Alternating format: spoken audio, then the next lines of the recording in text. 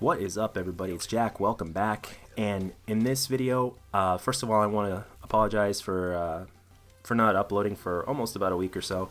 I am just trying to get my. I've just been having trouble sleeping lately. You know, like when you're tired, you sleep, you fall asleep for an hour, and then you get up, and then you can't sleep again. And then by the time you're tired again, you have to go off and do work or something else, and the cycle just keeps on repeating. Well, that's kind of what I've been going through for the last, I don't know, 2 weeks, 2.5 weeks. So, trying to get that in order. You know, but I'm sure it'll happen. It's just gonna take time like everything else. But that's not what I want to talk about in this video. In this video, I am definitely wanting to talk about what Deadpool has accomplished. The most important accomplishment that the movie Deadpool has achieved is not the fact that it has made a hell of a lot more money than it cost to make. Not the fact that it's breaking box office records, or that it has broken, box office records. Not the fact that we got the Deadpool movie that we've been wanting for so long, that we've been crying out for, thanks to Ryan Reynolds fighting for 10 years, and the guys, and of course the footage that was leaked, after a Comic-Con a few years ago that got the executives to say, okay, we'll do this or whatnot. None of that matters. Well, it does matter, but the thing is, the biggest accomplishment, in my opinion, talking from a personal standpoint, from a fan's standpoint, okay? The biggest accomplishment that this movie has achieved is the fact that it is going to spawn more rated R comic book movies now.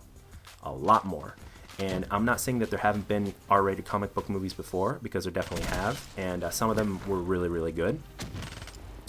But the thing is, back in 2009 there was Watchmen, and then before then there was Blade 2 in 2002, and then you had Blade 1 in 1998, which were really great.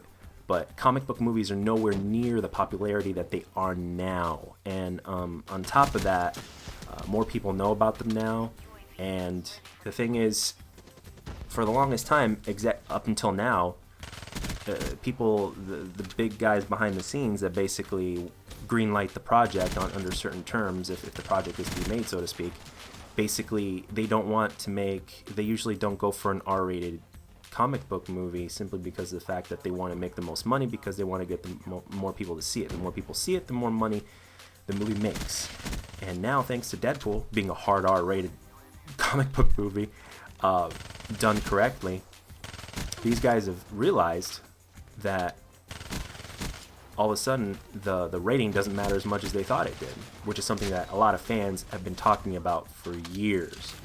Because there are certain storylines and certain comic book characters that you really can't really dilute, so to speak. You can't bring them down to a PG-13 rating. Watchmen would have sucked if it was PG-13. Blade would have sucked if it was PG-13.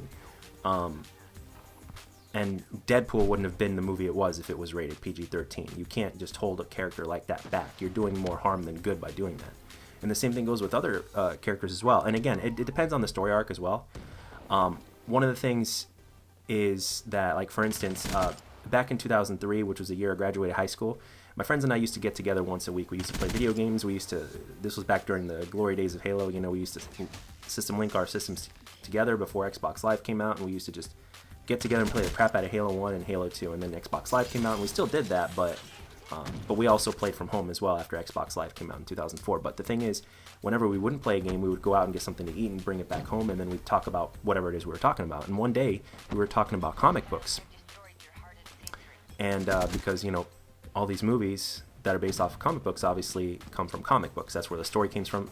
That's where the characters come from. And one day I was just talking about the death of Superman, which was a really, really good comic book. And I never really had a copy in my possession, or I'd never seen all the pages or whatnot and everything. And all of a sudden, my friend's cousin, he stops, he goes to a little attic or whatnot, he brings something down and he puts it right in my hands, and I'm like, oh crap, it's the Death of Superman comic book. And I don't read the whole thing because I'm eating and I'm just searching through the pages, because I've always liked pictures more than anything, even back then.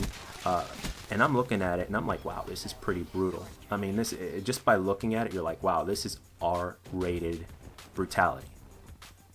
So, the thing is, now we are going to get that kind of material on screen now. The possibilities now have risen dramatically, thanks to the dedication that Ryan Reynolds has put up to get this movie made, and with the direction it was, and they also didn't have a budget, and they made a ton more money than they spent on the movie, which means the sequel is going to be a hell of a lot better because we're going to have a lot more money.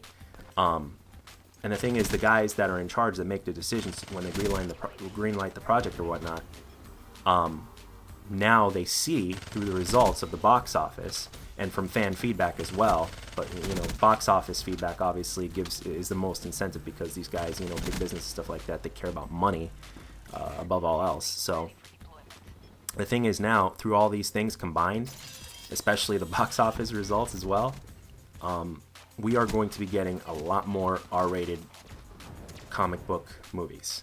It is simple as that, thanks to this movie. And that is what this movie has accomplished above all anything else, because it is basically going to help spawn.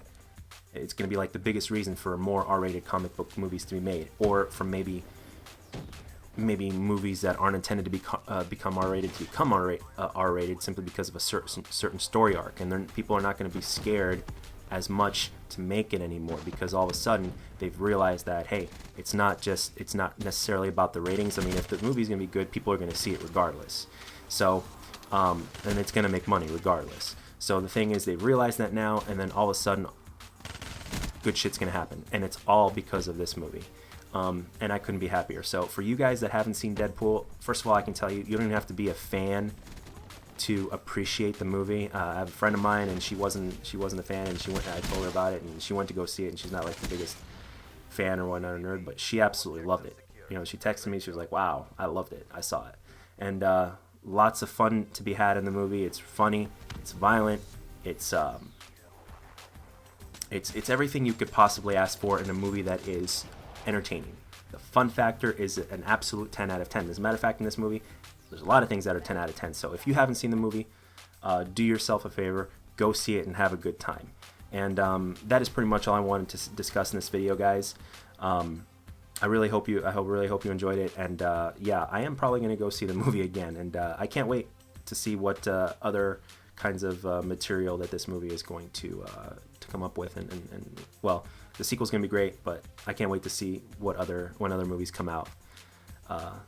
Yeah, and that's pretty much it, guys. If you like the video, let me know. And if you don't, let me know what I can do to make my videos better.